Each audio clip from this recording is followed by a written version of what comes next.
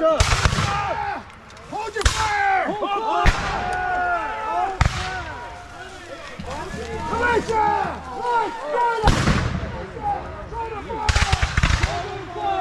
shoulder firelocks.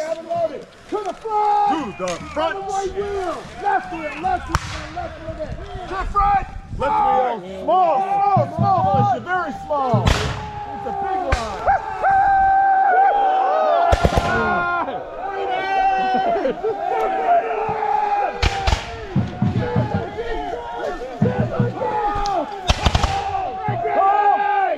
Get cover! Find cover!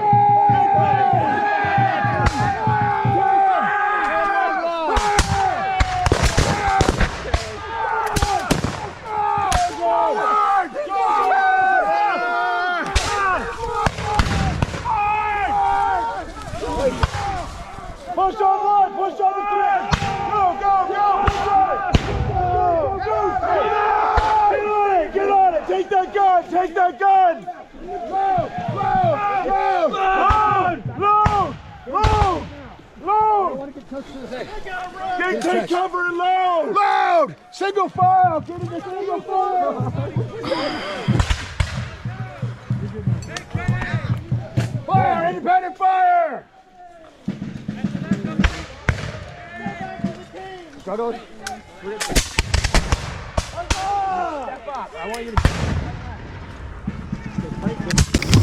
So when you start reenacting, you have a couple choices of arms. You're going to be really choosing between a rifle, which is more of a home style gun, or a musket. And this is an example of that. This is a British-made Brown Bess. They all work exactly the same, though. They all have a lock mechanism. They fire by flint and steel. And really the major difference between these are visible in the size of this, and we'll show you later on what the rifle looks like. Okay, the size as well as the diameter of the barrel and what's inside of the barrel. This being a musket is a smooth bore, so there is no rifling inside of this. This is going to be accurate when fired under pressure, not necessarily at a reenactment, but when fired under pressure at about 60 to 80 yards if you're a good shot.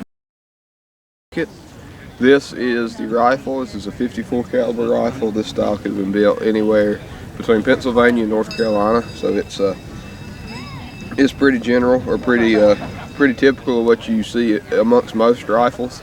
Something to remember when you're going into reenacting: when you choose your persona, your gun needs to match that. So my persona is a richer farmer, so he would have had the money to afford a rifle.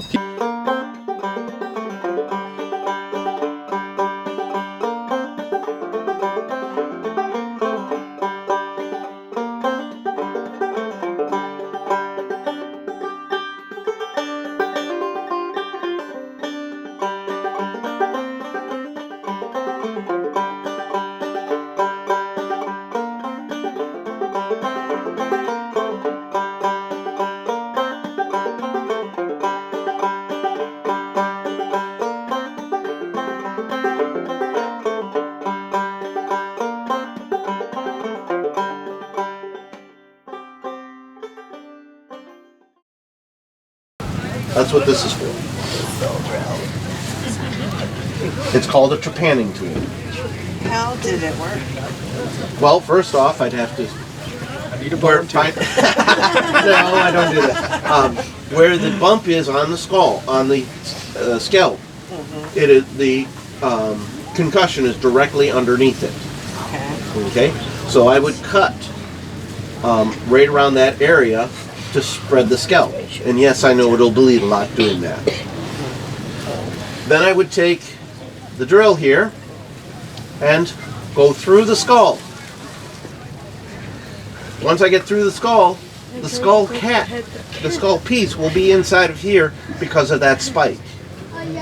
So when I lift it out, the skull piece is still here, it's not there, so I don't have to pick it out. Cut up these apples because we're making squash pudding, and using a recipe from this time period, the 1700s. And in the squash pudding, it's squash and apples and some flour and sugar and spices that we'll be getting into later. And you bake this pudding. It's not one that you boil. It's a baked pudding. So it's kind of fun. Almost like more like pumpkin pie. Okay. Yeah, some good stuff.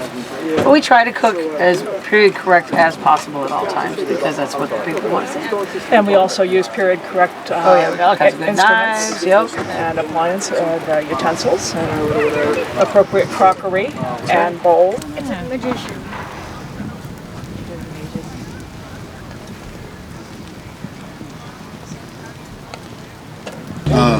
We've been doing it, and I chose to get my family involved in it because of the values that reenacting teach, not only about the history aspect of it, but it also teaches you skills that you can use in life, as well as things you can take and learn to do camping.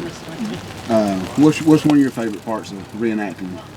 Is it the friends that you meet here in camp? Because there's kids everywhere Honestly, here in camp. I really love making friends and meeting people here. I love hearing what other people love about it because there's so many interesting stories that people have from reenacting and just the other stories from their experiences yes, from previous events. And exactly. And I've met other people my age, although it's you wouldn't expect to find kids reenacting because it's typically something that you would think that adults would enjoy. But I love it. It's been great. I've been doing it since I was a baby. yeah, absolutely. And it's been great. It's really fun. It's not and just I the enjoy it. history side of it. Yeah. It's the experience and the immersion Exactly. into life. Sleeping out in the tents. Of course, inside the tents, everybody's like, oh, do you sleep? No, we have cots and blankets and sleeping bags. You can do it at whatever level you want to do it. You can be as authentic as you can be, but once it's inside the tent, what's in the tent, nobody really sees out in the public. Harper, what's your favorite aspect of reenacting? Making new friends. New friends? Well, you sure have a lot of those around here, don't you?